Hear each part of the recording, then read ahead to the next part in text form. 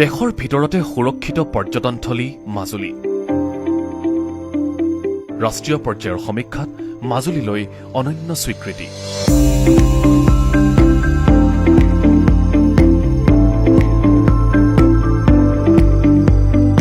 এয়া সৌন্দৰ্য আৰু সংস্কৃতিৰ আকৰ মাজুলী। ঐতিহাসিক, ধৰ্মীয়, সাংস্কৃতিক সকলো দিশৰ পৰাই চহকী মাজুলীক লৈ পৰ্যটকৰ কৌতূহল দীৰ্ঘদিনীয়া। Is this the good lady? Yes, Is that good lady, not the bad. This is the pretty one. Sattriya সংস্কৃতিৰ পীঠস্থান মাজুলীৰ স্বকীয়তাই অতীজৰে পৰা আকৰ্ষিত কৰি আহিছে দেশী বিদেশী পৰ্যটকক।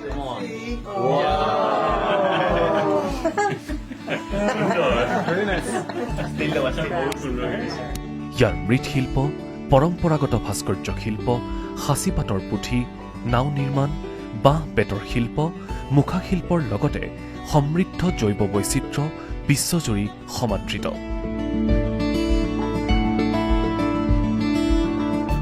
মাজুলীৰ প্ৰতি পৰ্যটক আকৃষ্ট হোৱাৰ অন্যতম কাৰণ মাজুলীবাসীৰ আচাৰ আৰু আতিথ্য।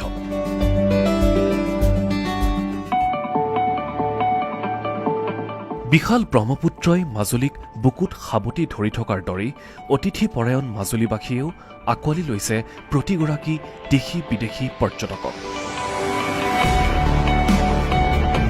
আৰু মাজুলীৰ এই স্বকীয়তাই যেন অৱশেষত লাভ কৰিলে স্বীকৃতি।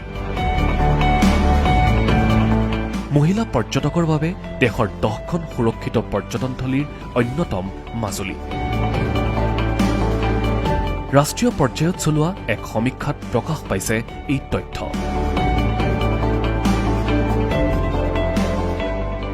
শেহতীয়াকৈ অকলে কৰা ভ্ৰমণ বা ছ'ল' ট্ৰিপৰ প্ৰতি আগ্ৰহী হৈছে পৰ্যটকসকল।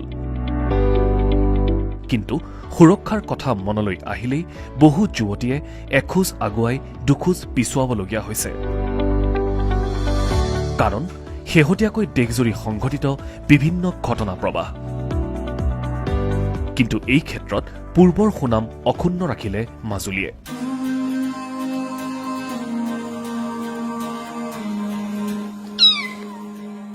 সমীক্ষাত প্ৰকাশ পোৱা কুফ্ৰী, মুন্নাৰ, পুডুচেৰী, জয়পুৰ, লেহ, লাডাখ, ঋষিকেশ আৰু দাৰ্জিলিঙৰ লগতে এই তালিকাত অন্তৰ্ভুক্ত হৈছে অসমৰ মাজুলীৰ নাম।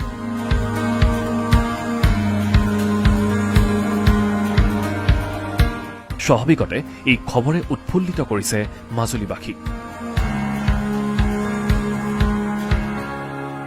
সঁচাকৈও মাজুলী মহিলাসকল মাজুলীত সুৰক্ষিত। বেলেগ জেগাত যিখিনি ধৰি লওক মহিলাক লৈ এতিয়া ঘটনা যিখিনি ঘটিছে, মাজুলীত বৰ্তমানলৈকে তেনেকুৱা কোনো ঘটনা হোৱা আমি দেখা নাই। আৰু সেইটো লৈ আমি গৌৰৱ অনুভৱ কৰোঁ। আমাৰ মাজুলীখন যেন সদায় গোটেই চিৰ জীৱনৰ বাবে মহিলাসকলৰ বাবে সুৰক্ষিত হৈ থাকে।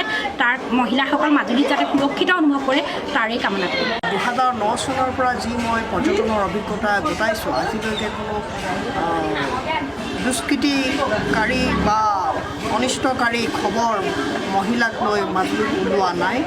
আৰু প্ৰতিগৰাকী মহিলাই মাজুলীত সম্পূৰ্ণ সুৰক্ষিতভাৱে মাজনিশাও মাজুলীত ভ্ৰমিব পাৰে।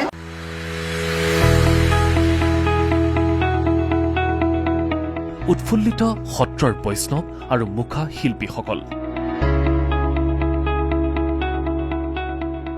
এতিয়ালৈকে আমি মাজুলী জন্ম হোৱাৰ পৰা আজিলৈকে আমি মহিলাসকল ইয়াত সুৰক্ষিত হৈ অহা দেখিছোঁ। মহিলাসকল অকলে চাইকেলিং কৰি পেলাই তেখেতসকলে মাজুলী ইমূৰৰ পৰা সিমূৰলৈকে পৰিভ্ৰমণ কৰে। ৰাতি হ'লেও বিভিন্নজনে সহায় সহযোগিতা আগবঢ়ায়। গতিকে আমি আশা কৰোঁ মাজুলীত প্ৰতিগৰাকী লোক সচেতন আৰু মহিলাসকলক বিশেষভাৱে সুৰক্ষিত ঠাই হিচাপে চিনাক্ত কৰাত আমি খুবেই গৌৰৱ অনুভৱ কৰিছোঁ। মাজুলীও তাৰ মাজতে অন্তৰ্ভুক্ত হোৱাটো খুব ভাল কথা। যিহেতু এই নদীদ্বীপ মাজুলী আধ্যাত্মিক পুষ্ট এখন ঠাই আৰু যিখনক সত্ৰ নগৰী বুলি কওঁতে সত্ৰৰ যি ছাঁ, সেই ছাঁ গাঁৱে ভূঞে সকলোতে পৰিছে। গতিকে এনেকুৱা এটা বিষয় দিয়াত আৰু আমি ভাল পাইছোঁ আৰু আমি আদৰণি জনাইছোঁ। অতীজৰে পৰা মহিলা পৰ্যটকে ভিৰ কৰে মাজুলীত। মাজুলীৰ প্ৰাকৃতিক সৌন্দৰ্য আৰু থলুৱা বস্ত্ৰ তথা খাদ্যাভ্যাসেও আকৰ্ষিত কৰি আহিছে পৰ্যটকসকলক। তেওঁলোক আহিছে, ফুৰিছে আৰু থলুৱা কৃষ্টি সংস্কৃতিৰ সৈতে বিভোৰ হৈ পৰিছে। নাই কোনো অভিযোগ।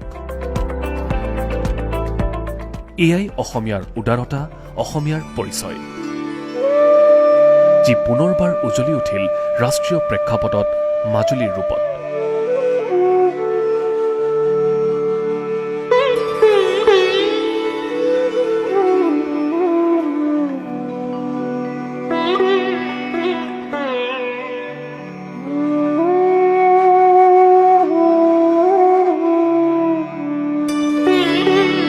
মাজুলীৰ পৰা যদুমণি শইকীয়াৰ ৰিপৰ্ট, ND24।